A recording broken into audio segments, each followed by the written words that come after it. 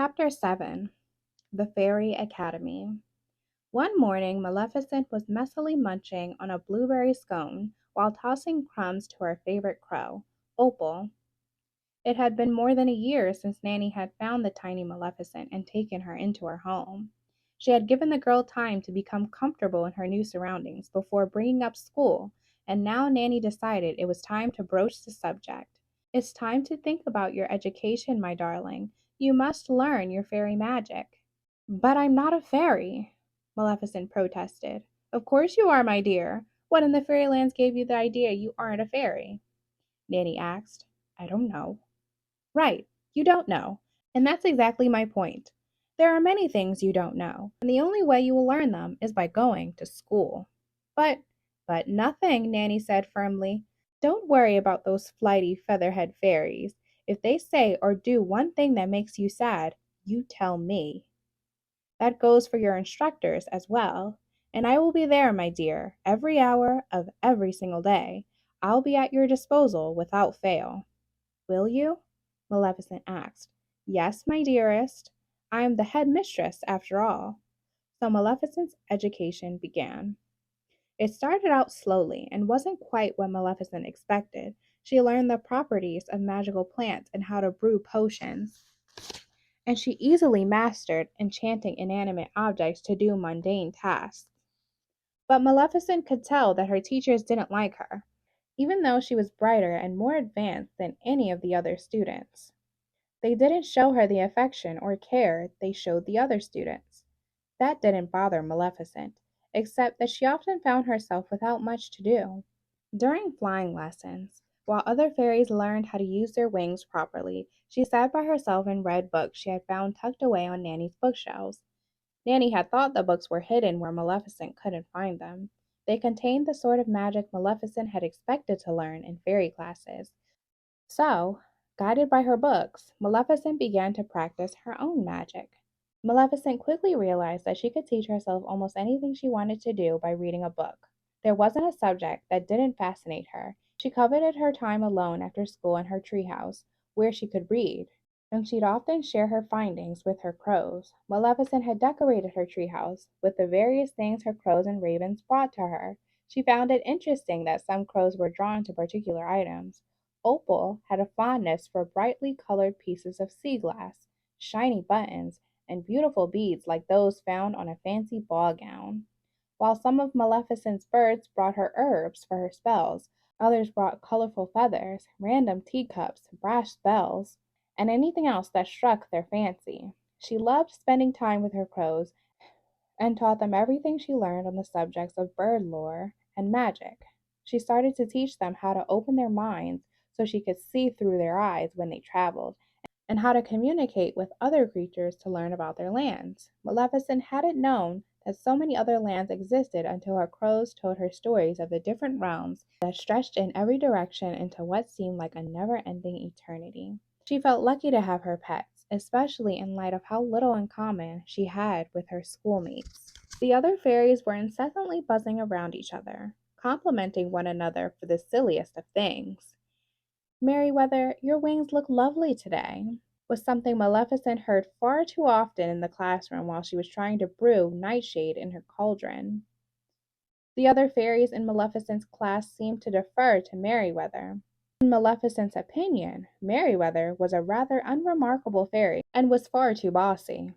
Nevertheless, she seemed to be the favorite of all the instructors, which made her all the more impossible to deal with.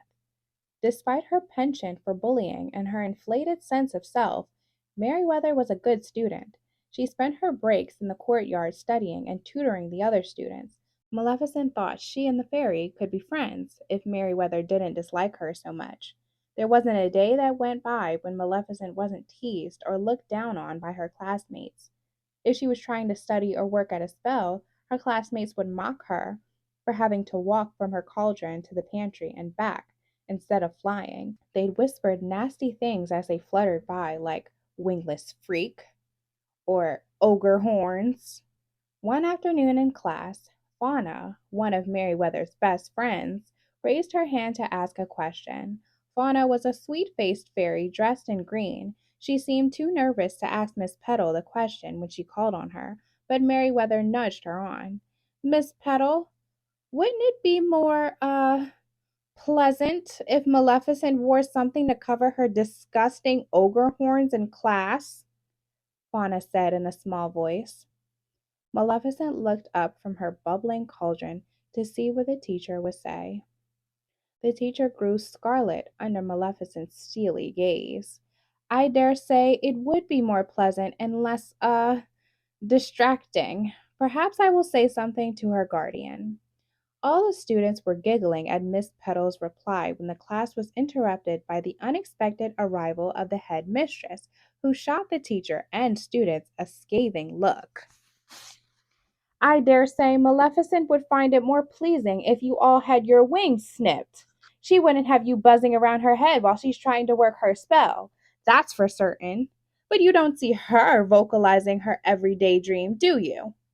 Maleficent grew white with embarrassment, a striking difference from her usual green complexion. I never, I didn't, she stammered. And who could blame you if you did? Nanny looked at the students as she continued. You're a shameful bunch, the lot of you. Disgusting horns indeed. Did you ever stop to think there are creatures in this world who might find wings disgusting? Have you not yet realized that the sun doesn't rise and set by fairy standards? There are other creatures in this world, dear ones, beautiful, lovely, and powerful creatures that don't look like me or you. You'd do well to remember that, Fauna. All of you would. The fairies didn't pay much attention to the one of legends when she went on about such things. She didn't make sense. Everyone knew fairy wings were beautiful. How could anyone in the lands ever consider them otherwise? The one of legends was much too serious. She wasn't at all like her sister. The fairy godmother was proud of her wings, sang beautiful songs, and taught the best class of all, wish granting. None of the fairies could wait until they were old enough for wish granting class. As far as Merryweather was concerned, that was the highest honor for fairy students. The fairies knew in their hearts that Maleficent would never make it that far. Not that she had much of a chance with Merryweather, Fauna, and Flora being up for wish granting status in the same year as her. The fairy godmother herself had said she felt there was a very good chance Flora, Fauna, and Merryweather would be awarded status. And since wish granting status was bestowed on only 3 students in any graduating class, it seemed silly for Maleficent, or any other student for that matter, to pursue it as her fairy calling.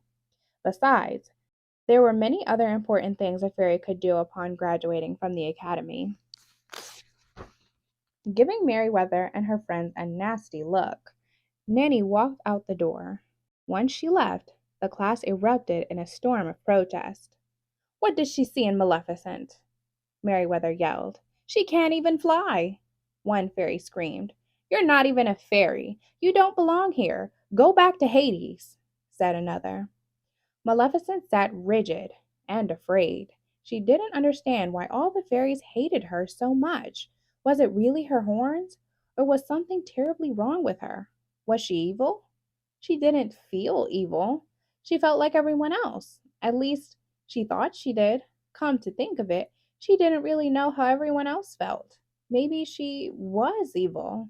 My parents must have known I was evil. That's why they left me in the crow tree. They wanted me to die. As the taunting continued, Maleficent was aware of something swelling up inside her, a horrible, burning sensation she didn't like.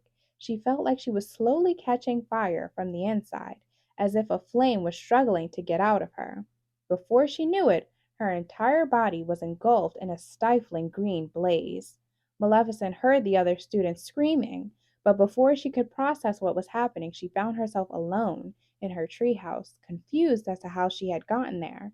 She shook uncontrollably with rage and fear, crying harder than she ever had before. The shrieks of the other fairies were still echoing in her ears when Nanny appeared with a worried look on her face. I didn't I didn't mean it, Maleficent stammered. You didn't mean what, dear? Nanny asked. To hurt them, Maleficent cried. You didn't hurt them, Nanny said reassuringly. You completed a magnificent travel charm. It's a difficult spell that's way beyond your grade level. I'm very impressed. But they were screaming. Oh, yes, well, that's young fairies for you. dramatic and high strung. You're a smart girl, Maleficent. I'm sure you know this already. Nanny paused for a moment and then continued. I couldn't be more pleased at how different you are from those fools, Maleficent. I truly couldn't. Had you been an ordinary fairy living in that hollowed out tree, I think I would have probably passed you by. If I was an ordinary fairy, I wouldn't have been left in the tree. Nanny nodded vigorously. Too right. That's one of the main reasons I don't care for my own ilk, and why I don't display my wings. Fairies can be a hateful bunch. Maleficent smiled, her tears subsiding as she listened to Nanny. She wanted to hug her. She wanted to tell her she loved her for everything she was saying, but she didn't want to interrupt her. Oh, they don't realize how hateful they are. They think they're full of magic and light and all things good, like sugar and honey comes out of their well, you get my point. Maleficent laughed. Well, isn't that a rare sight? In the years we've been together, I don't think I have ever seen you laugh. Nanny paused for a moment, deep in thought. It all makes sense now. What? What makes sense? Maleficent asked. You're 7. 7. What's so special about being 7? 7 is a very special age for fairies, especially for fairies who aren't like the others. Fairies like you and me, who are more like witches than fairies. Fairies who aren't content with fairy magic and fairy life and understand there are other wonderful forms of magic in this world. 7 is just the start of your adventure, and I think we need to celebrate. Now, tell me all about that travel charm. I want to hear about how you learned it. You're a fascination to me, Maleficent. You're further in your schooling than anyone in your class. And if that stack of books of mine you have hidden away is any indication of the style of magic you intend to employ, we have a lot of work to do. I think you're up to the task. I really do. You know what? I think it might be time to take you out of that school. I can't have your spirit and potential squelched by those dim wits. Let them fumble with their silly fairy magic. Let them spend their days complimenting each other's wings. You have real magic to learn. Important magic. Important magic. Those words echoed in Maleficent's ears and filled her with confidence.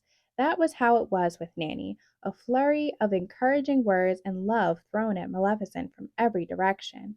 Nanny never missed an opportunity to heap love upon the girl, and if Maleficent sometimes felt overwhelmed by the magnitude of Nanny's affection, or occasionally grew stiff at Nanny's touch, it wasn't because she didn't like the attention. Maleficent loved Nanny more deeply than she expected she might.